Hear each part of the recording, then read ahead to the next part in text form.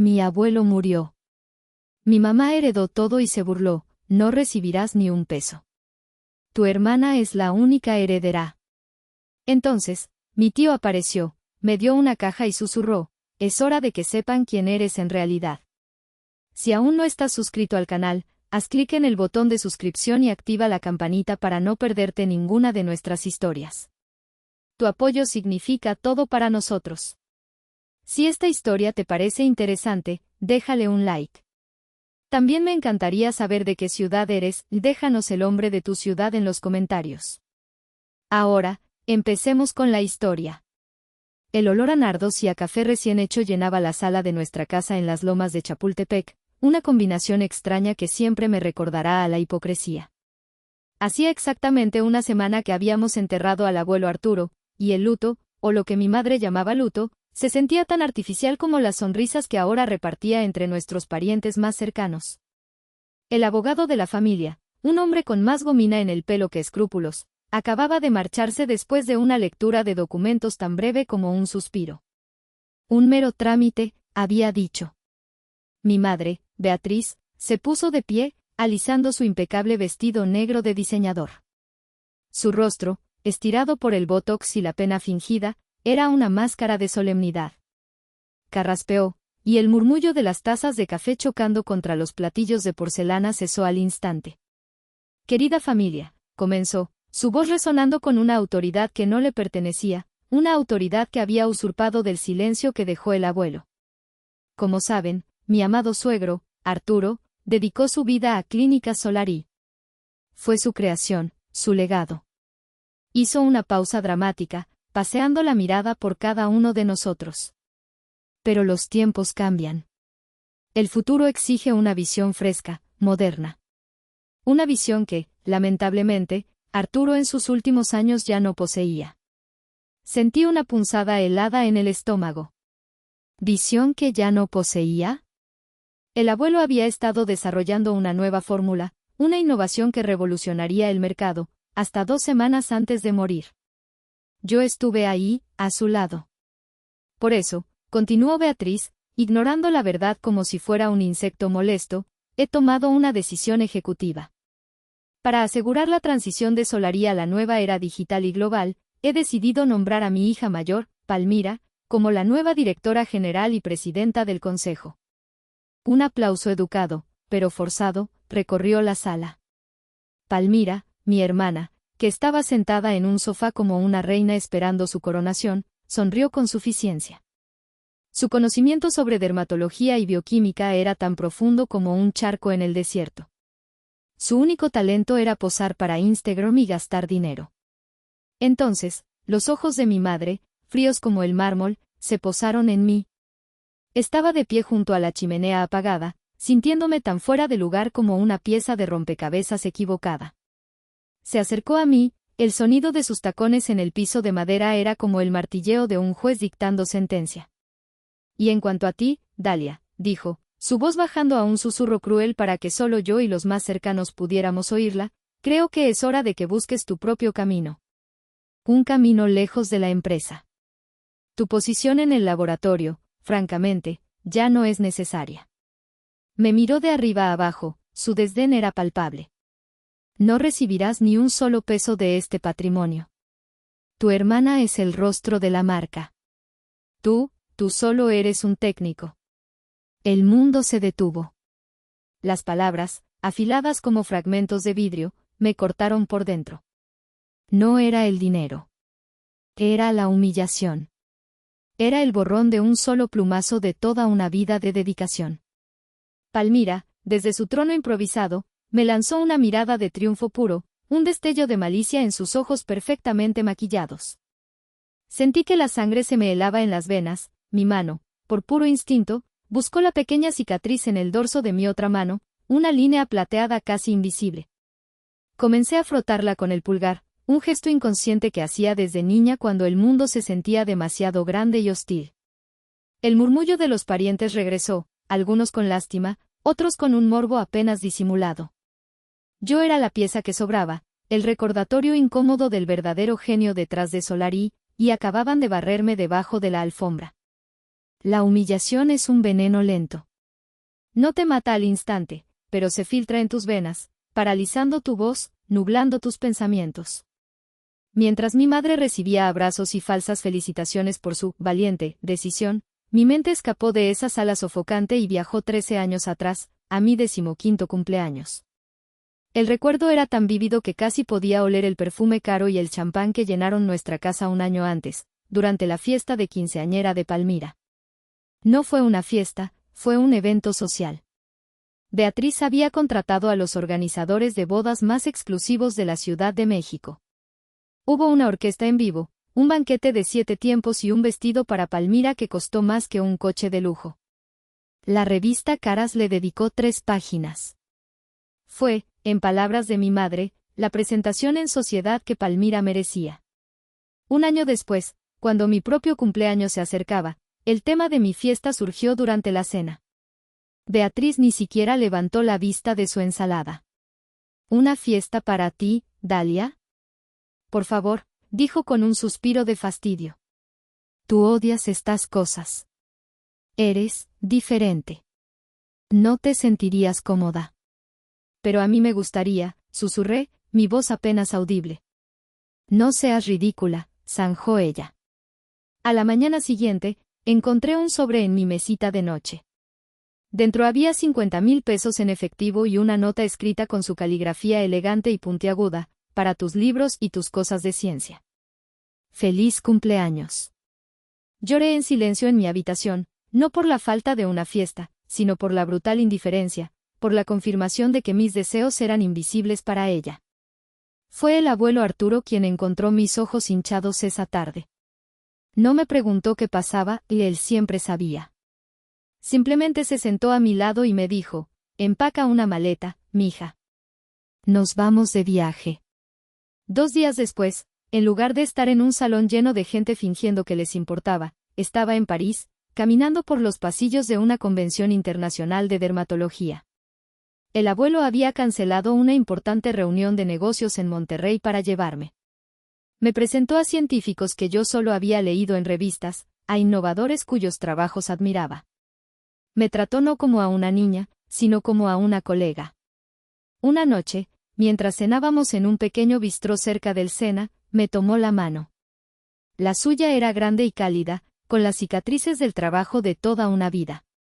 El conocimiento que tienes en tu cabeza, Dalia, me dijo, sus ojos brillando con una intensidad que nunca vi en nadie más, es un diamante más valioso que cualquier vestido o cualquier fiesta. Es tu verdadero patrimonio. Nunca, escúchame bien, nunca dejes que nadie te convenza de lo contrario. Ese viaje transformó mi decepción en un propósito. Mientras Palmira coleccionaba admiradores superficiales, yo coleccionaba conocimientos. Mientras ella aprendía a posar para las cámaras, yo aprendía a formular, a experimentar, a crear. Mi madre nunca entendió ese viaje. Qué cosa tan extraña para regalarle a una quinceañera, le decía a sus amigas por teléfono. Pero bueno, ya sabes cómo es mi suegro. Ahora, de vuelta en esa sala llena de fantasmas, entendí la verdad. Beatriz no solo no me entendía, me resentía. Resentía el vínculo que yo tenía con el abuelo, un vínculo forjado en el laboratorio, en las conversaciones profundas, en un respeto mutuo que ella, con todo su dinero y estatus social, nunca pudo comprar. Mi fiesta de 15 años no fue olvidada, fue deliberadamente negada. Y esta herencia, la obra de mi vida y la del abuelo, no me la estaban negando por ser incapaz, me la estaban arrebatando precisamente porque sabían que yo era la única capaz de entenderla y protegerla de verdad. El dolor tiene capas, como una cebolla. Justo cuando crees que has llegado al centro, descubres una nueva capa de amargura. Mi mente, buscando refugio del presente insoportable, saltó de nuevo, esta vez a un recuerdo más reciente, más doloroso porque la herida aún estaba fresca. Sucedió hace apenas 2 años. Había pasado los últimos 18 meses encerrada en el laboratorio, a veces durmiendo en el pequeño sofá de la oficina contigua, obsesionada con un desafío, mejorar el sérum esencial Solarí, la fórmula maestra del abuelo. Él mismo me había dado su bendición. El original es mi legado, Dalia, me dijo un día, pero la evolución es tu futuro. Y lo logré. Después de cientos de pruebas fallidas, de callejones sin salida que me llevaron a la frustración más absoluta, encontré la clave.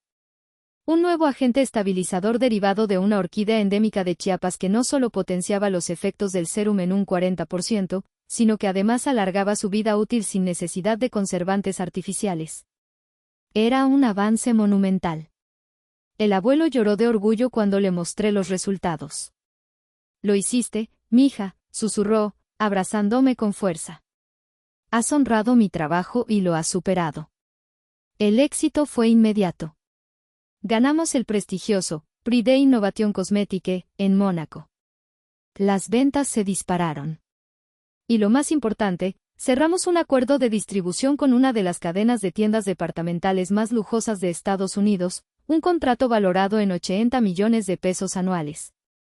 Beatriz, por supuesto, organizó una cena de celebración en el St. Regis. Invitó a los ejecutivos de la cadena americana, a la prensa de sociales y a todo el círculo de amistades que validaban su existencia. Yo estaba sentada en un extremo de la larga mesa, junto al director financiero, sintiéndome extrañamente invisible en medio de la celebración de mi propio triunfo. El momento culminante de la noche fue el brindis. Beatriz se puso de pie, radiante con un vestido de lentejuelas plateadas, y levantó su copa. «Quiero brindar por esta nueva y emocionante etapa para Clínica Solari», dijo con su voz de anfitriona perfecta. El CEO de la cadena americana, un hombre llamado señor Harrison, se levantó a su lado y añadió: «Beatriz, enhorabuena. Pero debemos preguntar, ¿quién es el genio en su laboratorio? Nos encantaría conocer a la mente brillante detrás de esta increíble innovación». Un silencio expectante llenó el salón. Todos los ojos se giraron hacia mi madre. Era mi momento. Era la oportunidad para que ella, por una vez, reconociera mi trabajo, mi sacrificio. Sentí que mi corazón latía con una esperanza frágil y estúpida. Beatriz sonrió, una sonrisa amplia y deslumbrante. Luego, hizo un gesto con la mano y dijo: «Por supuesto. El éxito de Solaris siempre ha sido un asunto de familia, de imagen. Y nadie representa mejor esa imagen que mi hija mayor, Palmira». Y entonces, lo impensable sucedió. Palmira, que estaba sentada al otro lado de la mesa, se levantó y caminó hacia el centro, aceptando los aplausos como si fueran suyos. Beatriz la abrazó. «Todo esto es gracias a la visión de mi hija», declaró mi madre. Su increíble influencia en las redes sociales, su estilo de vida aspiracional, ella es quien ha puesto a Solari en el mapa global. Ella es nuestra verdadera innovadora. Me quedé paralizada. El aire se escapó de mis pulmones. No era solo que me ignoraran y me habían borrado. Habían robado mi trabajo, mi identidad intelectual, frente a todos, y lo habían hecho con una sonrisa. Vi al señor Harrison estrechar la mano de Palmira, felicitándola por su mente brillante. Palmira simplemente respondió: «Gracias, es un don». Nadie me miró. Nadie preguntó. El director financiero a mi lado, ajeno a todo, simplemente comentó: «Vaya familia tan talentosa». Esa noche, cuando llegué a mi apartamento, no lloré. Me senté en la oscuridad durante horas, sintiendo un frío que no tenía nada que ver con la temperatura. Comprendí que para mi madre y mi hermana, yo no era una persona. Era un recurso. Un fantasma que producía resultados que ellas podían reclamar. Y ahora, con el abuelo muerto, el fantasma ya no era necesario. Podían quedarse con la casa, con la maquinaria, con todo, porque ya se habían llevado el crédito por mi alma. El regreso al presente fue como una bofetada de agua helada. La voz de mi tía Úrsula, la hermana de mi madre, me sacó de mi trance. «¿Estás bien, querida? Te ves pálida». Su preocupación era tan genuina como un billete de 3 pesos. Asentí sin decir nada, incapaz de articular una sola palabra. Necesitaba salir de ahí. Con la excusa de un dolor de cabeza, me despedí y conduje hasta el único lugar que todavía se sentía como un santuario, mi laboratorio en la clínica de Polanco. Era casi medianoche, pero usé mi antigua llave, rezando para que aún no hubieran cambiado las cerraduras. La puerta se abrió. Dentro, el silencio era denso, roto solo por el zumbido de los refrigeradores que mantenían las muestras a la temperatura perfecta. En mi escritorio, encontré una nota fría y corporativa. Era un correo electrónico impreso de Palmira, enviado desde su nueva cuenta de SEO. El asunto era, solicitud de desalojo inmediato. El texto era aún peor, lleno de jerga legal y amenazas veladas, exigiendo que entregara todo, activo de la empresa, incluyendo mis notas personales de investigación, en un plazo de 24 horas. Mis notas. Eran años de mi vida, pensamientos, fracasos y triunfos, todo documentado en docenas de cuadernos. Querían borrar hasta la última prueba de mi existencia. Me senté en mi silla, la misma en la que había pasado incontables noches, y me sentí completamente derrotada. Era el final. Habían ganado. Fue entonces cuando mi teléfono vibró. Era un número desconocido. Dudé en contestar, pero algo me impulsó a hacerlo. Dalia, dijo una voz masculina, grave y familiar, pero que no había escuchado en persona en mucho tiempo. Sí. ¿Quién habla? Soy yo, mi hija. Tu tío Isidro. Isidro. El hermano menor de mi madre. El artista, el carpintero, la oveja negra de la familia que se había exiliado a Oaxaca hacía más de una década, harto de la superficialidad de mi madre. Manteníamos un contacto esporádico, principalmente a través de mensajes y videollamadas que el abuelo organizaba. Tío, mi voz se quebró. ¿Qué pasa? Escuché lo que pasó, dijo, su tono lleno de una calma que contrastaba con mi caos interior. Voy para allá. Estoy en el aeropuerto de la Ciudad de México. Mándame tu dirección. Antes de que pudiera procesarlo, colgó. 2 horas después, un taxi se detuvo frente a mi pequeño edificio de apartamentos en la colonia Roma. Cuando abrí la puerta, ahí estaba él. Más canoso, con más arrugas alrededor de los ojos, pero con la misma mirada directa y honesta que recordaba. No dijo nada. Simplemente me abrió los brazos y me estrechó en un abrazo que se sintió como el primer respiro de aire puro después de estar a punto de ahogarme. Me derrumbé en sus brazos, sollozando por primera vez desde la muerte del abuelo. Cuando finalmente me calmé, nos sentamos en mi diminuta sala. Él colocó sobre la mesa de centro una caja de madera. No era grande, pero era exquisita. Estaba hecha de madera de copal, tallada a mano con los intrincados diseños de los alebrijes oaxaqueños. Irradiaba una energía antigua y poderosa. La miré, sin entender. Tu abuelo me la dio hace 6 meses, explicó Isidro en voz baja, su mirada fija en la caja. Me hizo prometer que te la entregaría personalmente si algo le pasaba, y solo si tu madre, si tu madre hacía exactamente lo que acaba de hacer. Levanté la vista, mis ojos llenos de preguntas.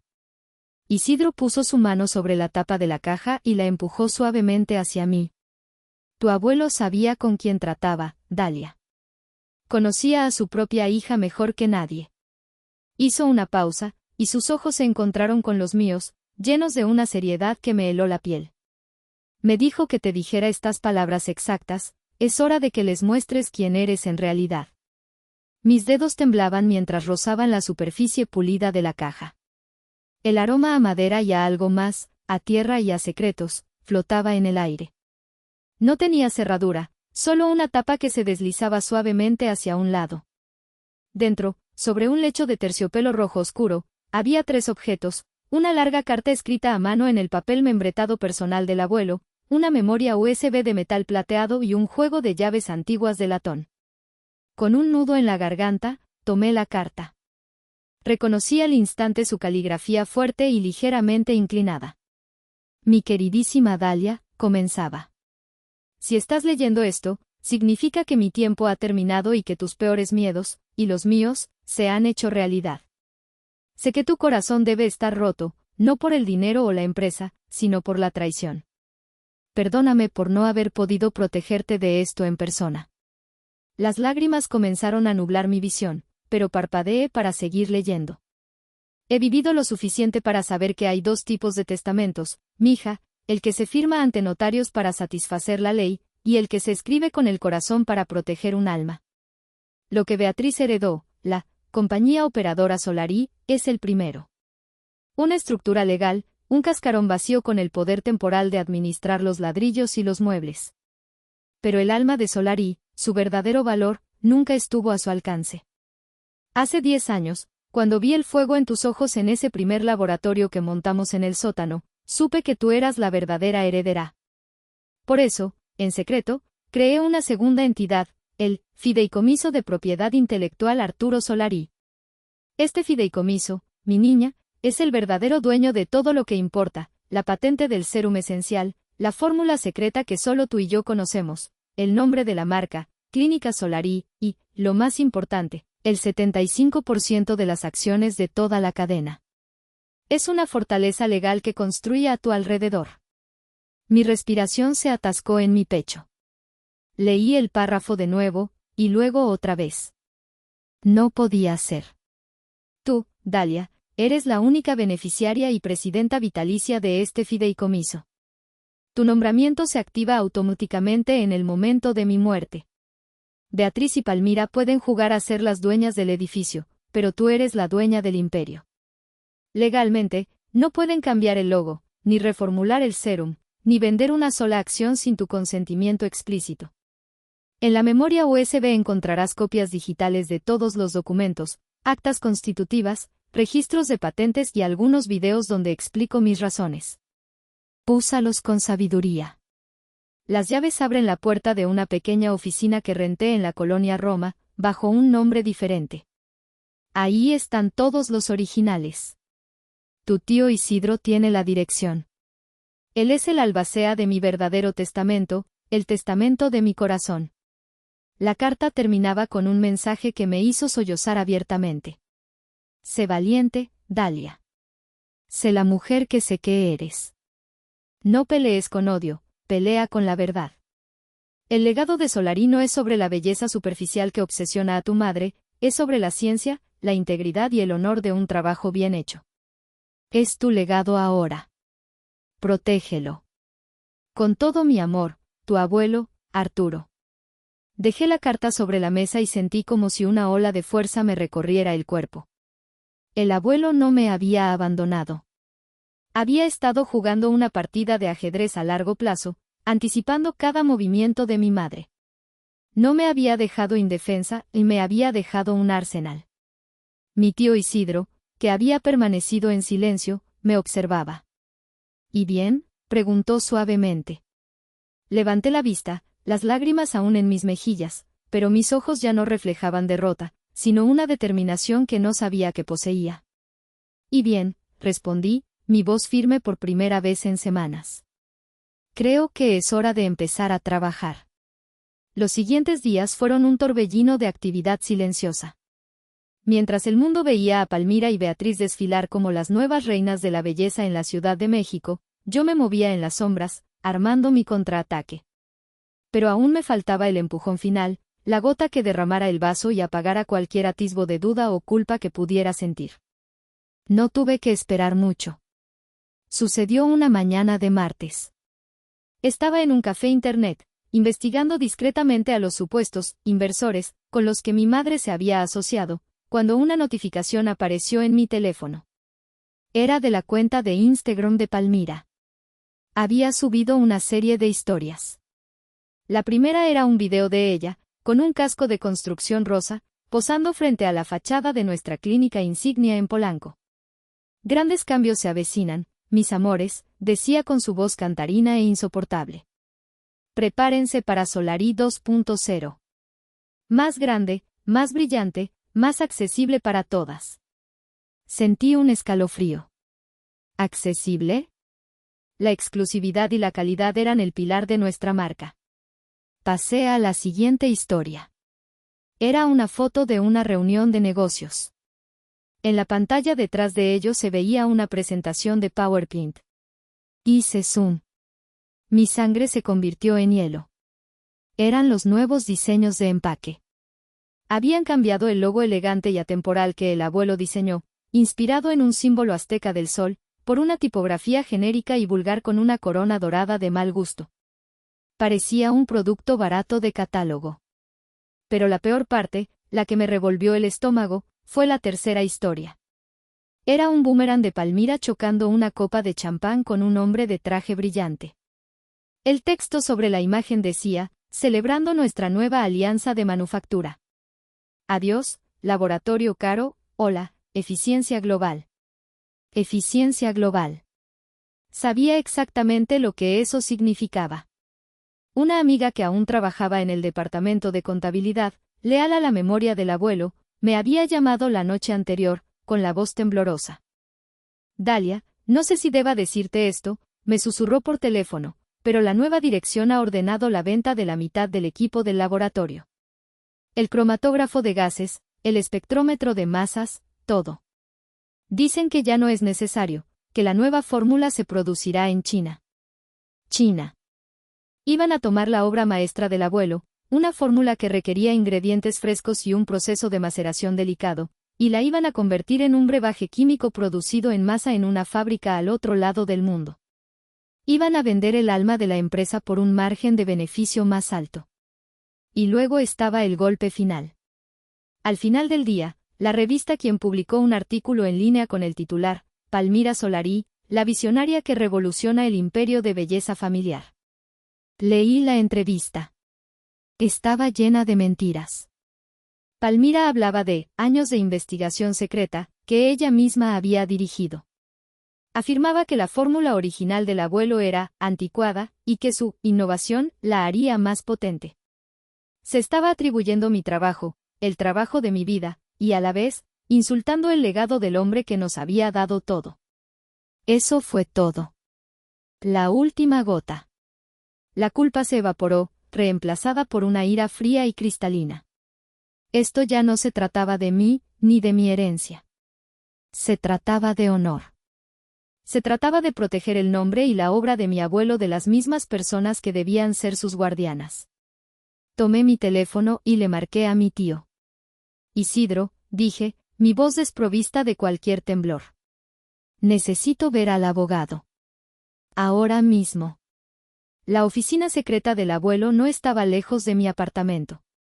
Se encontraba en un edificio antiguo y señorial en la colonia Roma Norte, de esos con techos altos y suelos de pasta que crujían con cada paso. La puerta no tenía nombre, solo el número 207. Cuando usé la llave de latón y la puerta se abrió, un olor a libros viejos, a cedro y a la loción de afeitar del abuelo me envolvió como un abrazo. El lugar era pequeño, más un estudio que una oficina. Las paredes estaban cubiertas de estanterías repletas de libros de botánica, química y filosofía. Había un escritorio de madera maciza, un viejo tocadiscos con una colección de discos de jazz, y en una esquina, una pizarra llena de ecuaciones y diagramas moleculares a medio borrar. Era el santuario de su mente. Encontrar ese lugar fue como encontrar una parte de él que seguía viva. Mi tío Isidro entró detrás de mí, su expresión solemne. Venía aquí a menudo en sus últimos meses, dijo en voz baja. Decía que era el único lugar donde podía pensar sin el ruido de la casa. Al día siguiente, en ese mismo santuario, nos reunimos con Saúl. Isidro lo había descrito como un abogado joven, pero con el alma de un lobo viejo. Saúl no era el típico abogado corporativo. Vestía sin corbata, tenía una energía calmada pero increíblemente intensa. Escuchó mi historia sin interrumpir, examinando cada documento que le entregaba con una concentración absoluta. Leyó la carta del abuelo, revisó el contenido de la memoria USB y analizó las actas constitutivas del fideicomiso. Cuando terminé de hablar, se quedó en silencio durante un largo minuto, mirando por la ventana. Luego, se volvió hacia mí, y por primera vez, vi una pequeña sonrisa en la comisura de sus labios. Dalia, tu abuelo no era solo un genio de la bioquímica, dijo. Era un estratega brillante. Esto es una obra de arte legal. Es una fortaleza inexpugnable. Sentí que un peso enorme se levantaba de mis hombros. Entonces, ¿podemos detenerlas?, pregunté. ¿Detenerlas?, repitió Saúl, casi divertido. Oh, no. No vamos a detenerlas. Eso sería demasiado fácil y demasiado privado. Ellas te humillaron públicamente. Merecen una respuesta del mismo calibre. se levantó y comenzó a caminar por la pequeña oficina, su mente trabajando a toda velocidad. Tu madre y tu hermana están cometiendo un error de novatas, están subestimando a su oponente. Y están siendo ruidosas al respecto. La prensa, Instagram, nos están dando todas las municiones que necesitamos. ¿Qué quieres decir?, preguntó Isidro. Saúl se detuvo frente a la pizarra del abuelo. Quiero decir que vamos a dejar que construyan su propio escenario. Vamos a dejar que gasten millones de pesos en su fiesta de lanzamiento. Vamos a dejar que inviten a toda la prensa, a todos los inversores, a toda la alta sociedad. Vamos a dejar que se suban al escenario, se pongan bajo los reflectores y sonrían para las cámaras.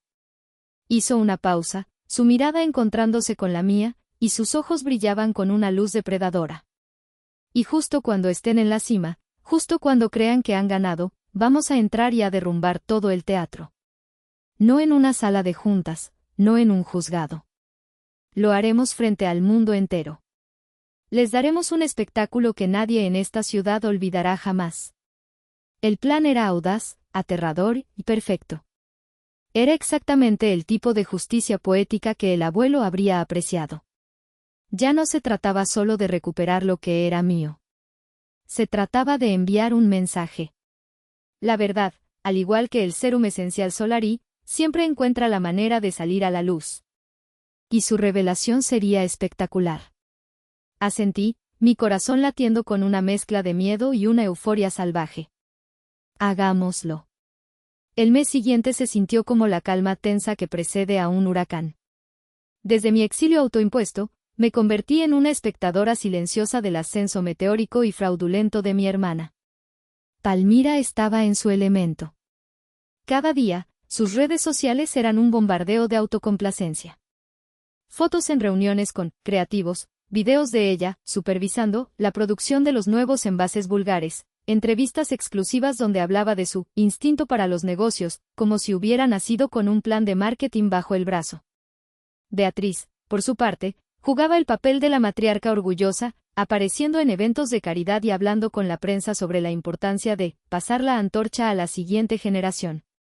Juntas, eran un dúo formidable de falsedad, construyendo un castillo de naipes sobre cimientos de mentiras. Y gastaban dinero como si no hubiera un mañana. Saúl había contratado a un investigador privado, un ex periodista de investigación llamado Héctor, que nos mantenía informados. El evento de lanzamiento, programado para el jueves por la noche en el Hotel Four Seasons, tenía un presupuesto que superaba los 5 millones de pesos. Habían contratado a una banda de pop famosa, a un chef con estrellas Michelin y a la florista más cara de la ciudad. Estaban creando un altar para su propio ego. Mientras ellas construían su escenario, nosotros construíamos nuestro caso. Saúl y yo pasamos horas en la oficina secreta del abuelo, preparando cada detalle. No solo teníamos los documentos del fideicomiso, teníamos más. Revisando los viejos archivos del abuelo, encontré correos electrónicos donde él expresaba explícitamente su desconfianza en la visión de negocio de Beatriz. Encontré un borrador de un plan de expansión que yo misma había desarrollado y que Beatriz había descartado llamándolo aburrido y poco ambicioso. Héctor, el investigador, también dio en el clavo.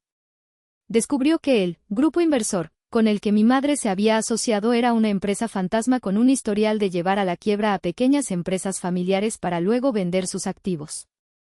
Estaban planeando desmantelar Solari desde dentro. Mi papel era el más difícil.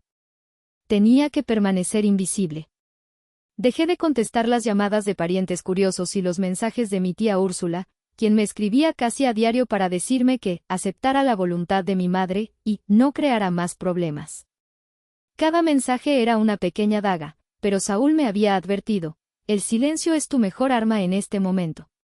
Deja que crean que te has rendido. La víspera del evento, la ansiedad me carcomía. Estaba en mi apartamento, rodeada de documentos y diagramas que Saúl y yo habíamos preparado. Mi tío Isidro, que había estado yendo y viniendo de Oaxaca, estaba sentado en mi pequeña cocina, lijando un trozo de madera de copal. Su calma era un ancla para mi nerviosismo. ¿Tienes miedo?, me preguntó sin levantar la vista. Aterrada, admití en un susurro. ¿Y si algo sale mal? ¿Y si no me creen? Dejó la madera y me miró. Tu abuelo creía en ti. Yo creo en ti. Eso es todo lo que necesitas. Mañana no estarás sola. Esa noche, apenas dormí. Di vueltas en la cama, repasando el plan una y otra vez. Pero en medio del miedo, también sentía una corriente subterránea de poder. Por primera vez en mi vida, no estaba reaccionando a las acciones de los demás. Estaba a punto de tomar el control de mi propia narrativa. Ellas habían elegido el escenario, la hora y los invitados. Pero el guión del acto final lo había escrito yo. Si llegaste hasta esta parte del video, significa que realmente te interesó la historia. Cuéntame en los comentarios qué opinas, escribe el número 1 para saber que estás aquí o dime desde qué parte de tu país me estás viendo. También puedes dejar cualquier pregunta y la responderé. El salón del Four Seasons estaba decorado hasta el exceso. Candelabros de cristal goteaban luz sobre un mar de gente vestida de gala. El aire vibraba con música lounge, risas y el tintineo de copas de champán. Había periodistas de todas las revistas importantes, influencers con sus teléfonos en alto, y empresarios con sonrisas calculadoras. Era el epítome del mundo de mi madre, un espectáculo de superficie brillante y vacío interior. Isidro, Saúl y yo esperamos en el lobby del hotel, observando el desfile de invitados desde la distancia. Yo llevaba un vestido sencillo pero elegante de color azul marino, un contraste deliberado con el brillo esperado de mi hermana.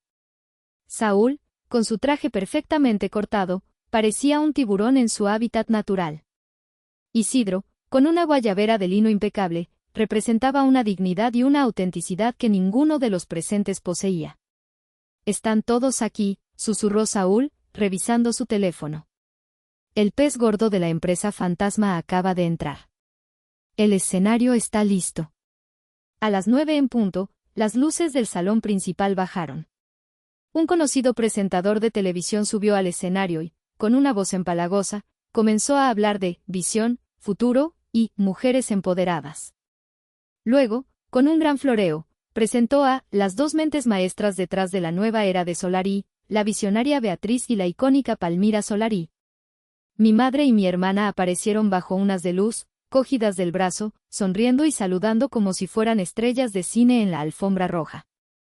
Palmira llevaba un vestido dorado que parecía hecho de metal líquido, deslumbrante y llamativo.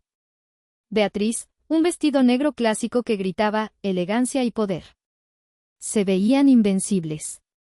Hablaron durante 20 minutos, una letanía de clichés corporativos y autofelicitaciones.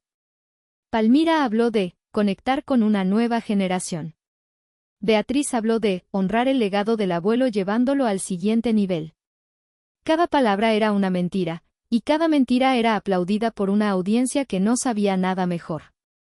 El momento culminante llegó.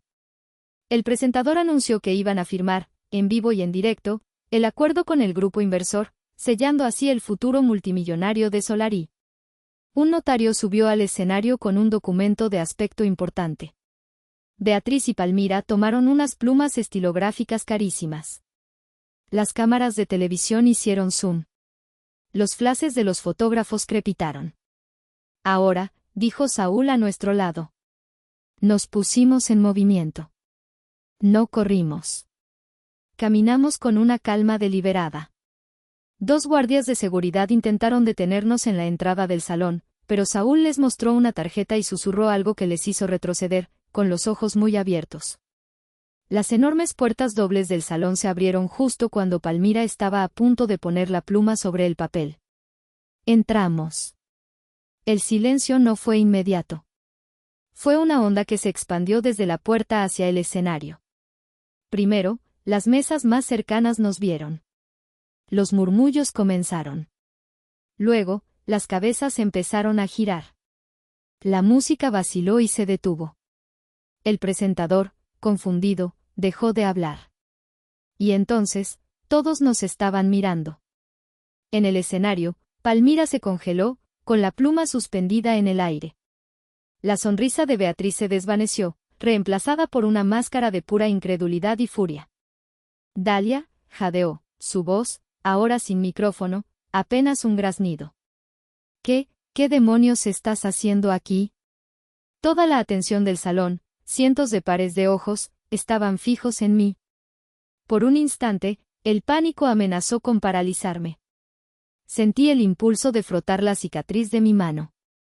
Pero entonces, vi el rostro del abuelo en mi mente, escuché su voz diciéndome, sé valiente. Respiré hondo. Miré directamente a mi madre, a mi hermana, a toda esa audiencia de extraños, y mi voz, clara y firme, resonó en el silencio absoluto. He venido a proteger el legado de mi abuelo. El eco de mis palabras quedó suspendido en el aire tenso. Antes de que Beatriz o Palmira pudieran reaccionar, Saúl dio un paso al frente, con la calma de un cirujano a punto de realizar una operación delicada. Buenas noches a todos, dijo, su voz proyectándose sin necesidad de micrófono. Mi nombre es Saúl Vargas, y represento los intereses del Fideicomiso de Propiedad Intelectual Arturo Solari.